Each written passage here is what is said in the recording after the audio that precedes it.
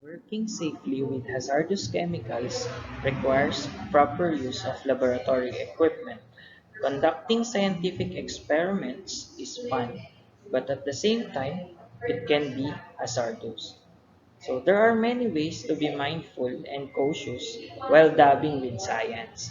Of course, the most important one is knowing the science equipment one is using as well as the uses of this laboratory equipment.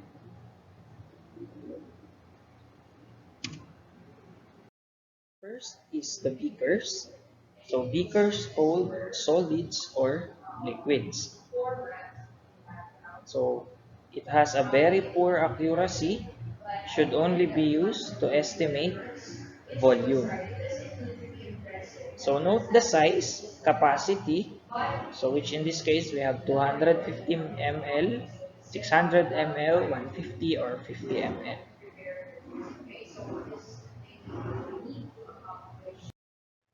Beaker tongs. Beaker tongs are used to move beakers containing hot liquid. So note that the rubber coating is used to improve the grip on the glass. Okay, so do not hold this in a burner flame. Next, Bunsen burners are used for heating non-volatile liquids and solids. So make sure the hose is snug on the gas outlet and that there are no cracks in the hose. Analytical balance, ayan, for weighing different kind of materials. Crucible and cover. So crucibles are used for heating certain solids, particularly metals, to a very high temperature. So crucible can withstand a very high temperature. The cover can be used to contain any smoke and particles. Crucible tongs are used for handling crucibles, also used to pick up other hot objects. So don't use this on beakers. Next is Erlenmeyer flask. Holds solids or liquids that may release gases during a reaction or that are likely to splatter if stirred or heated.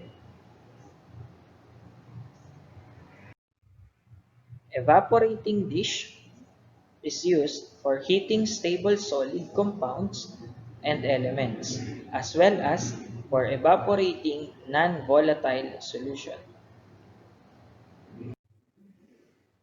Lorentz flask. It is rarely used in first year chemistry, so it is used for mixing of chemicals. It has a narrow neck to prevent splash exposure. Forceps are used to hold or pick up small objects. Funnel is used to aid in the transfer of liquids from one vessel to another and will hold filter paper while filtering. It may be glass or plastic. Graduated cylinder is used to more accurately measure volumes of liquids. So it varies with the sizes such as 10 ml, 50 ml, or 100 ml. Next is the burette. A burette is used to very accurately measure volumes of liquids and dispense small measurable amounts of liquids. Pipette. A pipette is used to very accurately dispense volumes of liquids. So we use a pipette bulb or a delivery tube to dispense the liquid. Never use your mouth to draw the liquid into the pipette. Glass dropper pipette. So a dropper pipette is used to transfer a small volume of liquid, usually one drop at a time. Next, we have also disposable pipettes. These are used to transfer a small volume of liquid, usually one drop at a time. pipe stem triangle. The pipe stem triangle is used as the support for crucibles when being heated over a lab burner. So other term is clay triangle. Reaction plates or wall plates. So are used when we want to perform many small scale reaction at one time. Ring stands and their ring components.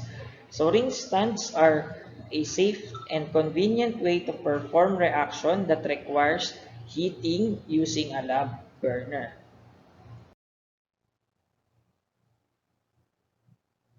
So metal rings or iron rings connect to a ring stand and provide a stable, elevated platform for a beaker to be heated.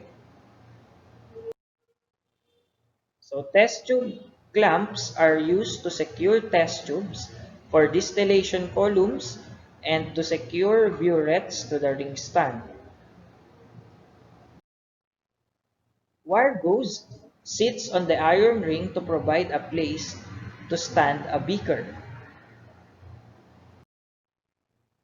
Scopula and spatula. So spatula are used to transfer solid chemicals. Same thing with scopula. So take note, chemicals should never be transferred with your bare hands.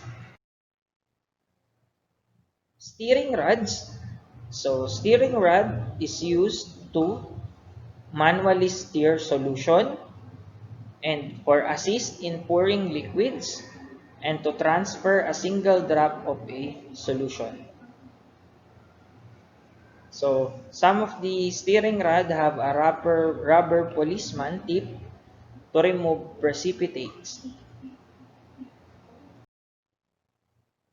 Flint striker or flint lighter. So these strikers are used to light lab burners.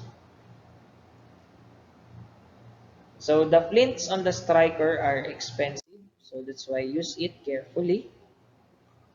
Next is test tube. So test tubes are used for observation and so it is also used for mixing chemicals and also for heating chemicals.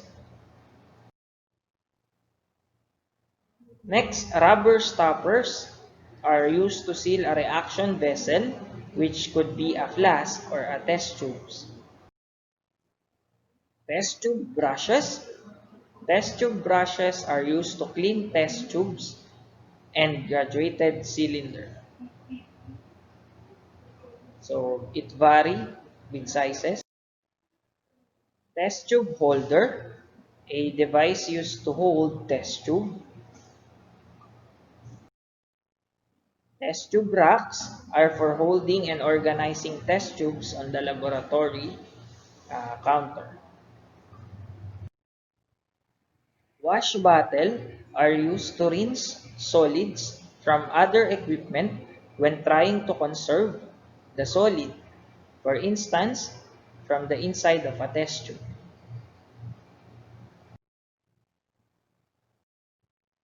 Mortar and pestle are used to grind solids into fine powders to speed the mixing or reaction process. Watch glass. A watch glass is used to hold a small amount of solids such as product of a reaction. Weigh boat. Weigh boats are used to weigh solids that will be transferred into another vessel. Vial. A vial is a small glass or plastic vessel or bottle often used to store medication as liquids, powders, or capsules. Reagent bottle, also known as media bottles or graduated bottles. These are the containers made of glass, plastic, borosilicate, or related substances, and topped by special cups or stoppers. Condenser. In chemistry, a condenser is laboratory apparatus used to condense vapors. That is, turn them into liquids by cooling them down. Next is the file, used primarily to cut glass rods or for trimming and sharpening edges. So that's it. Thank you.